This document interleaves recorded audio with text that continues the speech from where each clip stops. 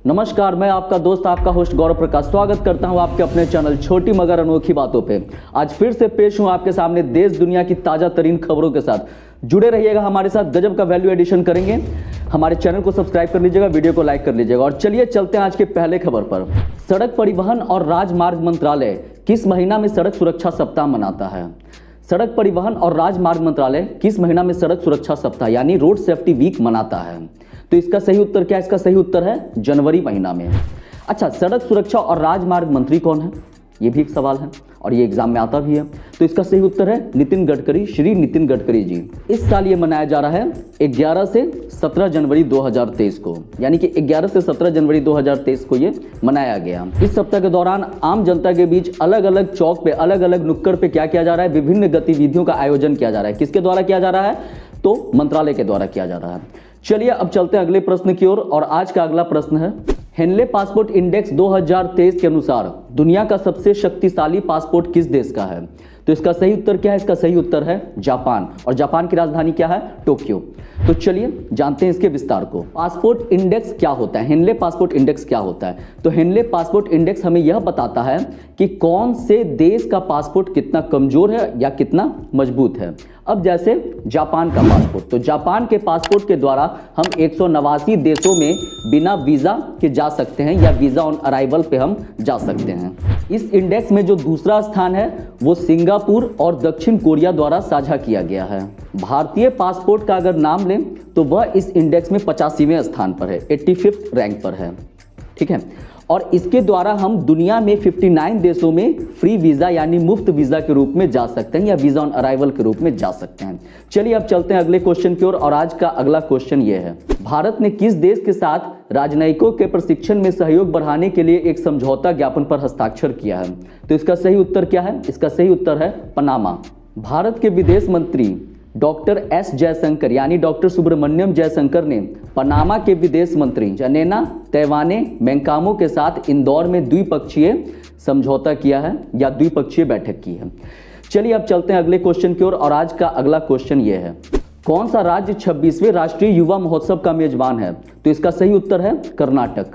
26वां राष्ट्रीय युवा महोत्सव कर्नाटक के हुबली धारवाड़, कहाँ? कर्नाटक के हुबली धारवाड़ कहा जाने वाला, जिसे हम जुड़वा शहर के नाम से भी जानते हैं, वहां आयोजित किया जा रहा है।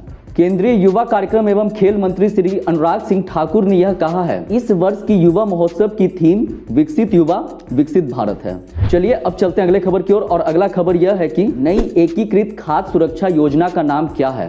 प्रधानमंत्री गरीब कल्याण अन्न योजना। इस योजना के तहत घरेलू लाभार्थियों को मुफ्त खाना या मुफ्त खाद्यान्न प्रदान किया जाएगा। चलिए अब चलते हैं अगले खबर की ओर। और अगला खबर यह है कि अंतर्राष्ट्रीय शिल्प शिखर सम्मेलन का उद्घाटन कहाँ हुआ? तो इसका सही उत्तर है उड़ीसा। उड़ीसा की राजधानी कहाँ है? उड़ीसा की राजधानी है भुवनेश्वर में। उड़ीसा के सीएम यानी उड़ीसा के मुख्यमंत्री श्री नवीन पटनायक ने जाजपुर में अंतर्राष्ट्रीय शिल्प शिखर सम्मेलन का उद्घाटन किया है। चलिए अब चलते हैं अगले खबर की ओर। और अगला खबर यह है कि प्रधानमंत्री मोदी जी ने कितने परमवीर पुरस्कार विजेताओं के नाम पर द्वीप के नाम रखे हैं? तो इसका सही उत्तर है 21 यानी 21 के नाम रखे हैं। पराक्रम दिवस यानी कि 23 जनवरी, तो पराक्रम दिवस के मौके पर वीडियो कॉन्फ्रेंसिंग के जरिए प्रधानमंत्री मोदी जी ने अंडमान निकोबार के जितने भी अनाम द्वीप थे उनमें से 21 का नामकरण किया है।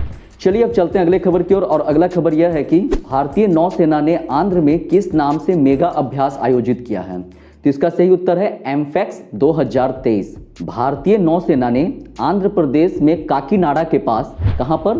काकीनाडा के पास भारतीय वायुसेना और भारतीय नौसेना के बीच 6 दिवसीय अभ्यास हुआ है। यह कब से कब तक हुआ है? तो मैं आपको बता दूं, यह 17 से 22 जनवरी के बीच हुआ है।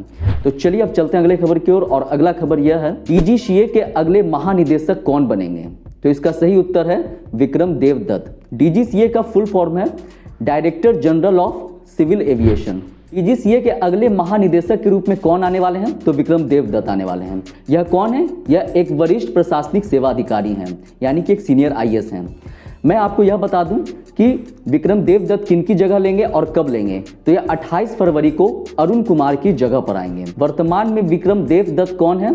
तो एयर इंडिया एसेट होल्डिंग के चेयरमैन हैं। तो चलिए अब चलते हैं आज के क्वेश्चन ऑफ द डे की ओर। और आज का क्वेश्चन ऑफ द डे है, जिसका जवाब मैं नहीं दूंगा, जिसका जवाब आप देंगे कमेंट बॉक्स में। विश्व ऑटो बाजार में भारत का कौन सा स्थान है और वह किसको पछाड़ कर उस स्थान पर आया है। क्वेश्चन मैं फिर से रिपीट कर रहा हूं, विश्व ऑटो बाजार में भारत का कौन सा स्थान है और वह किसको पछाड़कर उस स्थान पर आया है। ये दोनों आंसर करना है आपको कमेंट बॉक्स में। चलिए अब चलते हैं पिछले सेशन के क्वेश्चन ऑफ द डे की ओर। और पिछले सेशन का क्वेश्चन ऑफ द डे था, कौन सा देश हाल ही में अपनी मुद्रा को कूनों से यूरो में परिवर्तित किया है। तो इसका सही उत्तर है क्रोएशिया।